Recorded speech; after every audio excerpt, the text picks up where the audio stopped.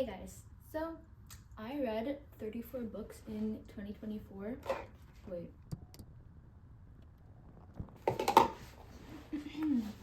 I read 34 books in 2024 and I had a lot of favorites. First of all, I want to preface this by saying I'm not like a literature, English major, any of that. I'm not here to like review literary masterpieces and critique on like the plot lines and this and that. I'm just here to tell you guys what I enjoyed, you know? I'm just a 17-year-old girl. 18 in like a couple days. And I just read for fun, really. So these are some of my favorites stacked up here, but I'm gonna be talking to you guys about my favorites, and as you can see, I have them kind of written down over here. So let's begin. I would like to say that this was a very good year for me. I discovered a lot of new favorites, and I definitely got so much more into like the gist of balancing reading with studies with everything else. The way I used to read is like I'd be in a slump the entire school semester, and then over the summer I'd read like a book every single day, and then I'd go into a slump again. But I feel like this year is a lot more balanced. You can tell that because like the year before I only read 22 books and most of them were in the summer, and then this year I read 34 books and they were spread out over the entire year, which I think is character development on my part. But the goal for this year, 2025, is to read 50 books, I hope. I've already read 3 books. And hey guys, it is currently February in 2025, and I've read 25 books I think so far. Sorry, but yeah, it is like February 20th, I think, and I've read like 24 books. I think I read 24 books. But yeah, I just wanted to say. And it's about 1 week into January. So yeah, but my goal isn't really quantity. Like if I don't hit my goal, I won't be angry or anything. I just want to like establish that routine of like always reading a book. So I would like to begin with one of the reads that most impacted my year. I would also like to say that this is actually my second time trying to record this video. I recorded an entire like hour of me talking like last week, and then whenever it came to discussing the Boys of Tommen series, Binding 13, I ended up breaking down into tears, and I had to go for a drive to calm myself down. Exactly where you are. And then every time I was like, okay, I need to sit down and just record the 2 minutes of me talking about this series, and I just couldn't do it. So we're starting off with this series so that I don't tire myself out, because this series changed my life. This is my second copy. Actually, I'm annotating it for my friend's birthday. Hopefully this is gonna be out after her birthday. This series changed my life. 'Cause I don't think that they'd understand in ways that I cannot even begin to fathom. I just want you to know. Hold on.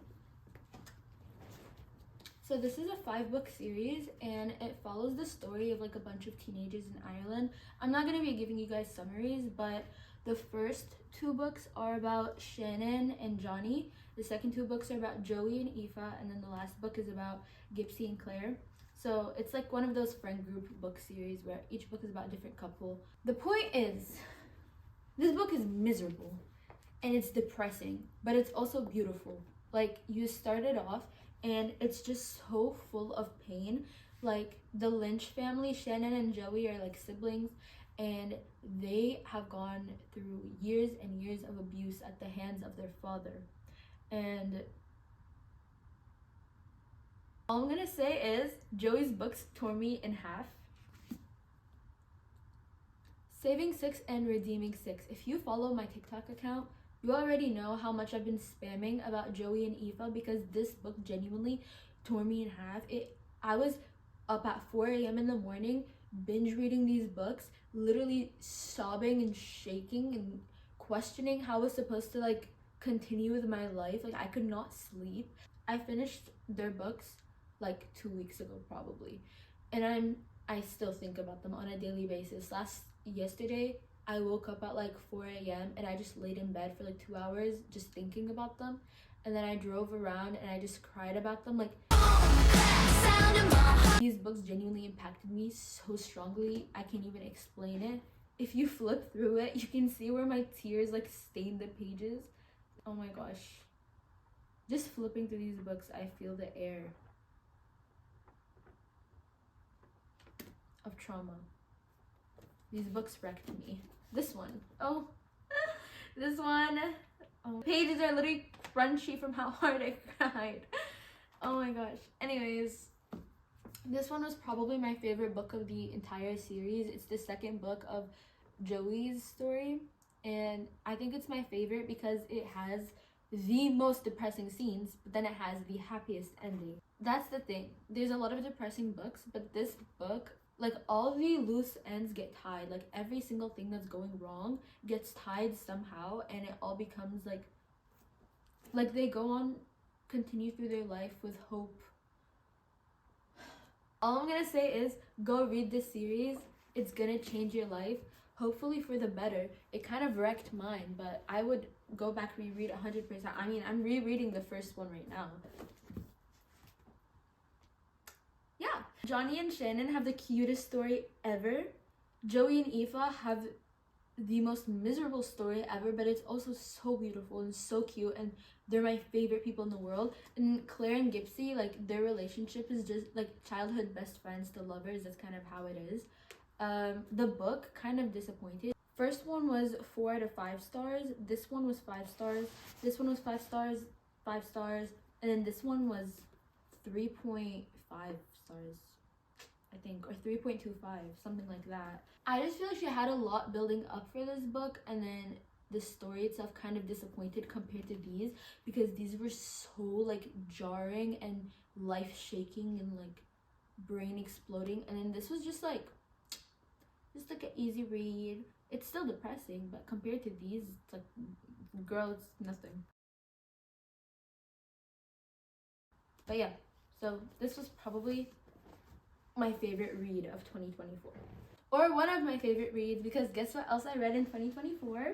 I read Better Than the Movies for the first time.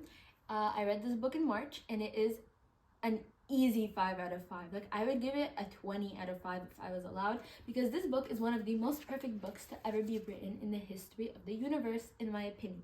Wes and Liz are my dream relationship. I love them so much. This is one of those books that's like, you know, they say like, it's the only book ever written.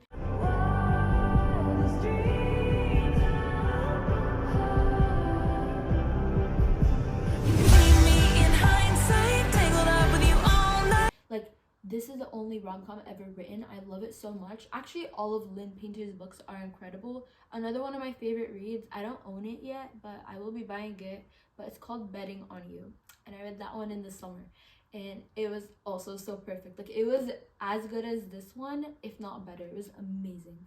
But Wes and Liz just live in my life. Like, they live in my mind throughout life. As I'm living, they're always a part, like, of my thoughts. And whenever Nothing, like, the movies came out in November, September, October, November, like those months, I read it in November. That was a 4.5 out of 5. But I loved it so much, and it put me into a slump afterwards because I just loved the vibes in the story so much. This one, they're in high school. They're like in their senior year, and they're next door neighbors. She's using him to get to the guy that she likes, and then throughout the journey, they fall in love. And it's amazing. It's the cutest thing in the world. And Liz is just so relatable. She like dresses in like floral dresses, and she's like so not in like the year she's in. She's like, you know, like in the past, and living in like her rom-coms and her romance books and her playlists. And like, I already know she's on Pinterest as well. And I feel like she really just embodies my mind. Like, I feel like Liz is me, and I love her so much for that. And Wes is like, he's like a baseball player. He's like this cool guy. but he loves her anyways, and it's just the cutest thing in the world. And then Nothing Like the Movies is when they go to college, so they're like in UCLA, and so much happens. This isn't really a spoiler, but it's a bit of a spoiler, but I'm sure you already know. They break up, and it's like they come back together, and they both change, and then they're like older, and then they re-meet in college, and then they're like, oh, I remember you, and they get back together, and it's the cutest thing in the world. Yeah, 5 out of 5 stars. One of my favorite books in the entire world. We'll be rereading it like 20 different times. Highly recommend. Now, one of my favorite fantasy reads of this year. Honestly, I didn't read that much fantasy this year.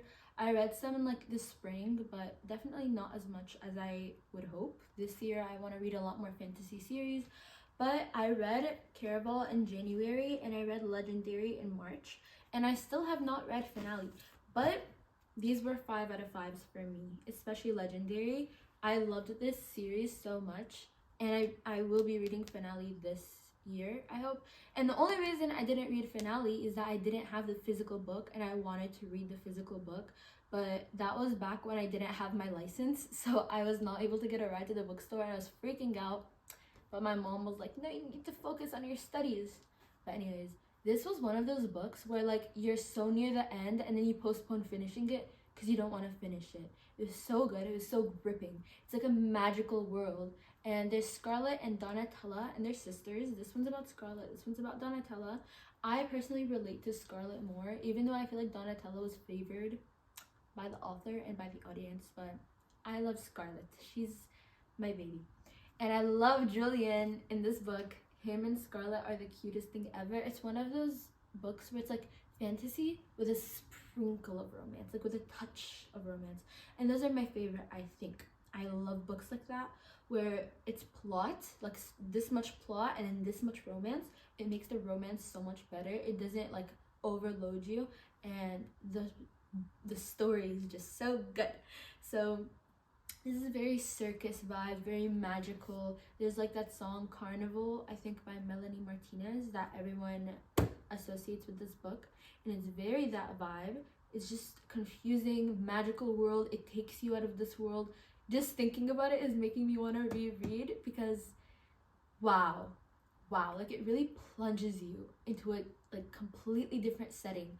And then in this book, I was obsessed with Jax. I don't think he's the one that Donatella ends up with, but I was in love with him, and I want to read this one because I think he's even more in Finale. And then there's also Spectacular. I think that's a novella that just came out this winter, so I'm really excited to read those. That's gonna be this year, hopefully 2025. But yeah, highly recommend. Another 5-star read and one of my favorites. This is just such an easy, fun read to get into, so I mean, not that easy to get into, but once you're in it, you're in it. But yeah, highly recommend. Now I'm gonna talk about Emily Henry. So this isn't the book that I wanted to talk about, but I don't own the book that I wanted to talk about because it hasn't come out in paperback yet. Wait, one sec. But one of my favorite reads of this year was Funny Story by Emily Henry. I think she usually releases like a book every single year right before the summer. So I read all of her books. Yeah, I read every single one. I love her so much. She's one of those authors that's like, if she's publishing it, I'm reading it. And she has a book coming out this year called Great Big Beautiful Life, I think. It's on my TBR for this year when it comes out, hopefully. Happy Place was the one that came out last year, and I also read it this year. It was not my personal favorite. I think it was a beautiful story. It had a beautiful meaning. There was this one paragraph that I just found that really touched me. I don't know if I highlighted it in this book. I think I might have read it online. It's like a story of a girl, and she started out as like, you know, she's in a city that she doesn't like, doing a job she doesn't like, feeling alone, and every chapter she switches between Happy Place, which is like flashbacks to the past, and then real life, which is like now. And Happy Place just feels so colorful and light and fun and happy, and she is happy. And then real life is just kind of gray, and she's like, I don't like this, but I need to do this to survive. And then throughout the book, she realizes that she does not need to live a life that she doesn't like just because it's what society considers is like successful. So slowly, Happy Place becomes her real life because she like quits her job that she doesn't like, and she moves and she gets with the guy, and like is very nice. It's a second chance romance, which are usually not my thing, but I did enjoy this book a lot. It was just the fact that I don't really like, the couple wasn't really my biggest thing. Like whenever you're reading a book, even if the story is beautiful, if you don't register with the characters, it's not gonna be like a big striker with your heart. So I think that's my only thing, but other than that, it was beautiful. I always love the scenery, the setting, the summery, like it's like a soft summer vibe. I just love it. And she's into mystery books, and she was one of my influencers to read a lot of mystery this year. But yeah, so I do recommend. You might like it. But the book I wanted to talk about was Funny Story by Emily Henry, which I will be buying when it comes out in paperback. But Funny Story, the couple registered with me because I related so heavily to Daphne. She's like a librarian and I love her. And I also had a huge crush on Miles. He's just, I love him also. So the whole like play on words, it's called Funny Story because she used to be with a guy at the beginning who like wouldn't let her speak, metaphorically and literally. Like his friends were her friends, his house was his house, his life was her life. She did not get a say. She was just in his life.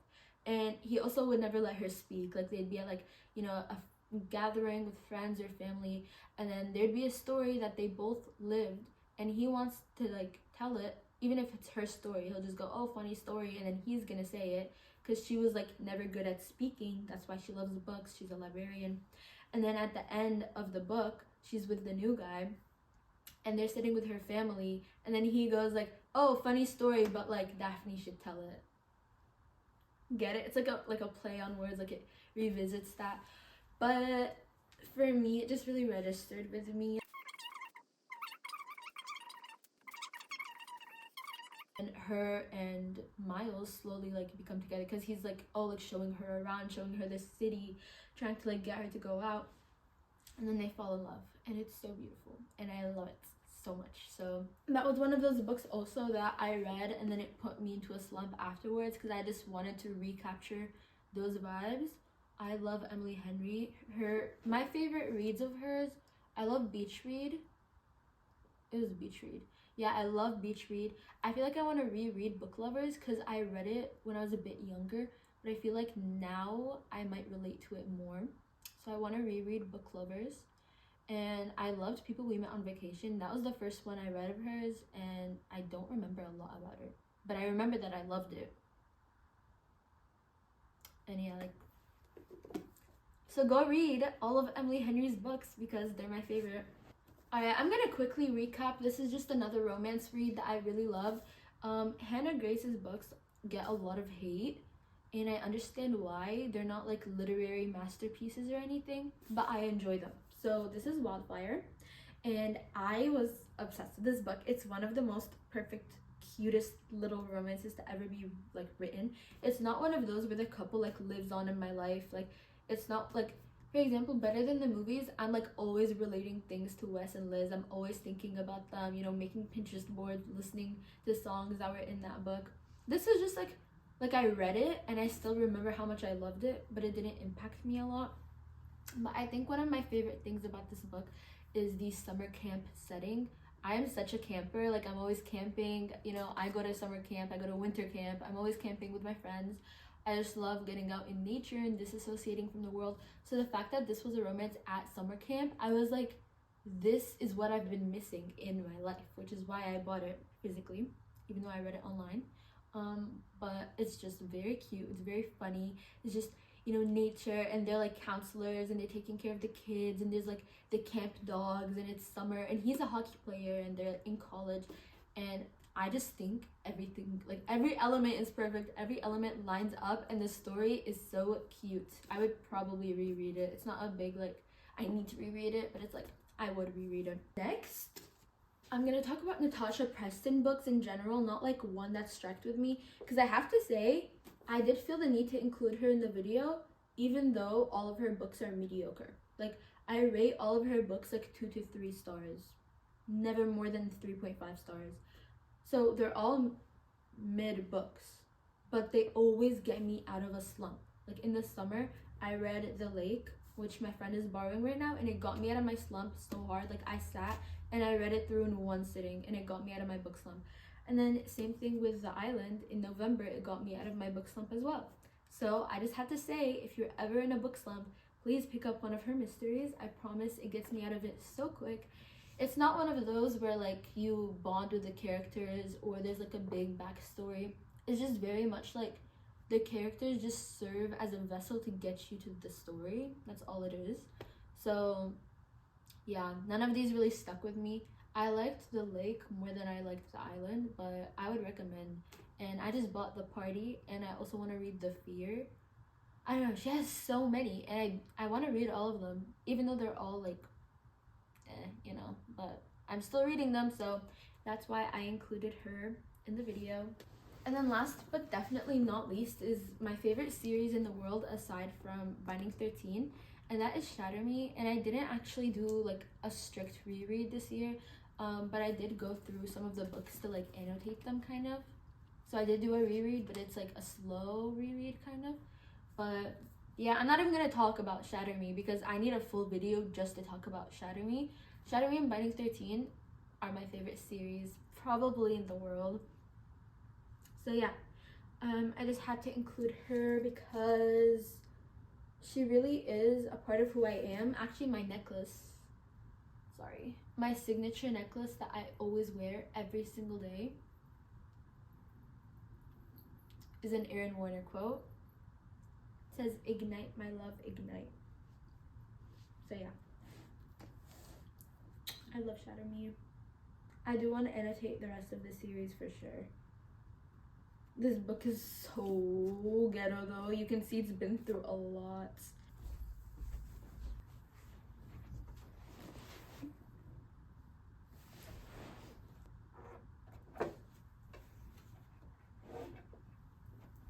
Anyways guys, so these were all my favorite books of 2024. Hopefully I'm gonna read so many more favorites in 2025. I've already started. I'm almost done with the Natural series, and we're gonna be talking about that in another video. I really hope you guys enjoyed this one. I've been in a bit of a video slump this winter break, in a life slump actually, but the one thing I haven't been in is a book slump, so that is very good. In the description below, follow my TikTok. I post a lot about books on there. Follow my Instagram if you want. I post a lot on there too. And I just wanted to say, I love you guys. I hope you had a great 2024 reading year and overall year. And I hope you guys have an even better 2025. Bye. I really hope no one I know sees these because that's really embarrassing.